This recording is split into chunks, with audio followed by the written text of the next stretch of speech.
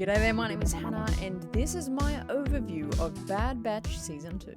As a massive Star Wars animation fan, I was really keen for this season. Season 1 was a really cool set of stories, and we got to know the characters a lot deeper, and we just had some cool action of Season 1, and it set up a lot of storytelling to be had in this season. Let me start off by telling you what I really loved about Season 2. The first thing I want to note is the use of cameos or Easter eggs. I really think they nailed it in this season. My personal favorite of a cameo is, of course, Senator Chuchi showing up halfway through the season. She is such a good character to bring up because it makes sense. It's not weird, it's not because of the fans. That is a character to show up that makes sense. Back in the Clone Wars, when we met her, she was all about justice and standing up for people that didn't have a voice, and at this part of the season and the series, like that's where the clones are at. They don't have a voice, and they're getting very mistreated and very hard done by. So bringing Senator Chuchi as that voice for them was such a cool contrast and connection. She's a really cool character. She has great connections to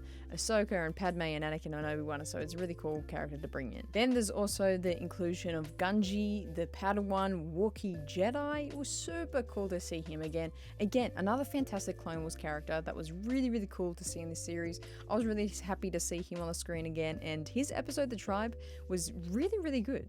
And of course, another Clone Wars ode is the Zillo Beast showing up again. Damn, that was an epic episode, really full on action, and it was really cool to see that again. I think there's some really interesting stories to be told. I presume that this might actually come up again, but hopefully in a Bad Batch Season 3, the use of trying to clone the Zillo Beast armor.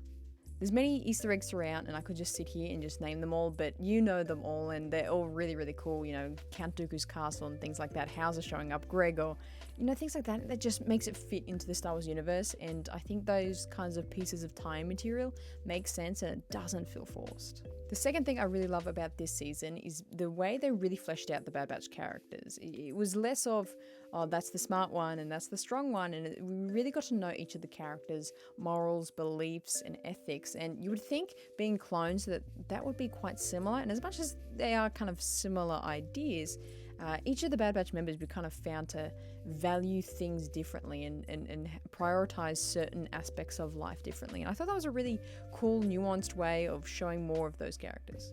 Also, I've just gotten to point 2, and I forgot to mention that when I was talking about cameos, I didn't mention Cody.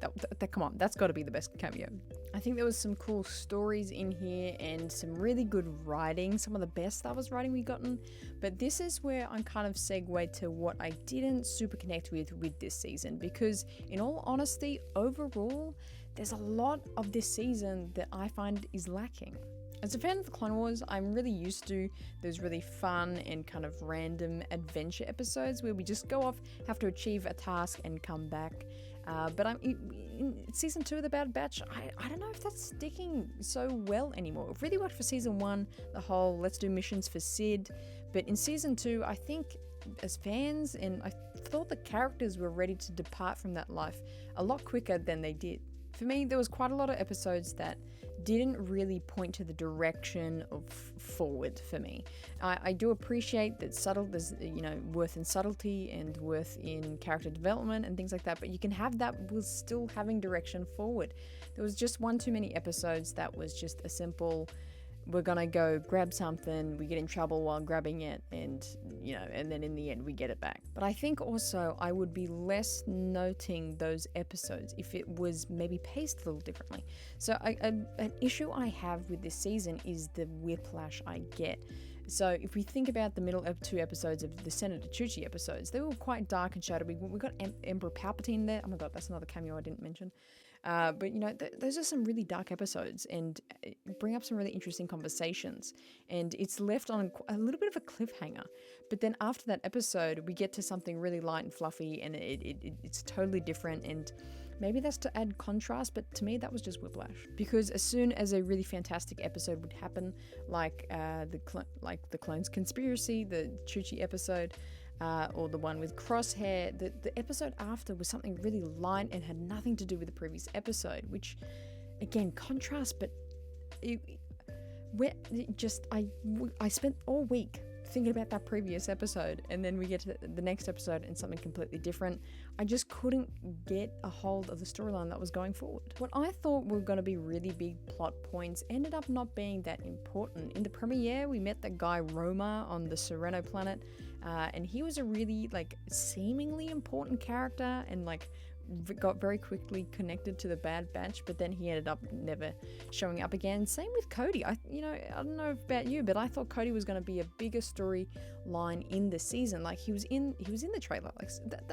That shows a lot. I mean, yes, for a cameo, but I don't know. Maybe it's my own expectations. I really thought he was going to be in the show a lot more. Now, I know my arguments are with the cameos, and we don't get enough of the cameos. And you can argue that it's a show just about the Bad Batch, but to me, the Bad Batch show, the purpose of the show is to show the plight of the clone experience. We're in this empire world, we're in this empire galaxy, and their experience is quickly diminishing to nothing, and they don't have purpose. And the Bad Batch is kind of the point of view we have that from. But we do get to see other clones' experience of that, and I wish we saw more of that or got more involved. We got a little bit there with Echo breaking off for those couple episodes to go help Rex and find other clones, but we never actually saw any of that. So unless this is like a backdoor pilot for a Rex Echo clone rebellion show, I'm a little disappointed we didn't actually see some of that in this show. And talking about the finale of this season, this is where for me it really did pick up, and I really did enjoy this season, and I realized how much I really love these characters. So as much as I just talked about there's parts of this season that I really feel disappointed in, this finale was really momentous. Maybe it didn't have the finality as something usual, but as we learned from season 1, the season 1 finale was something big happening, but it wasn't like this is ending here. This is what I thought was the same with this season. For now, at least, Tech seems to be gone. So really sad to see him go, and it was an incredibly emotional scene, and it was beautiful music and beautiful storytelling, and it was meaningful. And I'm really sad to see him leave the Batch, but they ended up with a lot more questions. Omega has a sister, there's more testing to be done. Crosshair doesn't look to be in good form. So they're definitely keeping it open-ended, but really good finale. I'm really happy with this finale. I think it's on par with what I expected, I think. Bad Batch Season 2. So we had really fantastic cameos. We got some good stories in there, but I found the pacing of the whole season really, really weird. And that might just be down to subjective opinion and preference, and maybe I just like the story to be a lot more linear than it was, and maybe you really enjoyed the back and forth of what was happening. But let me know down in the comments what you thought of this season 2. Give me an essay. I do sit down and read them all, so make sure you let me know. My name is Hannah. Always choose the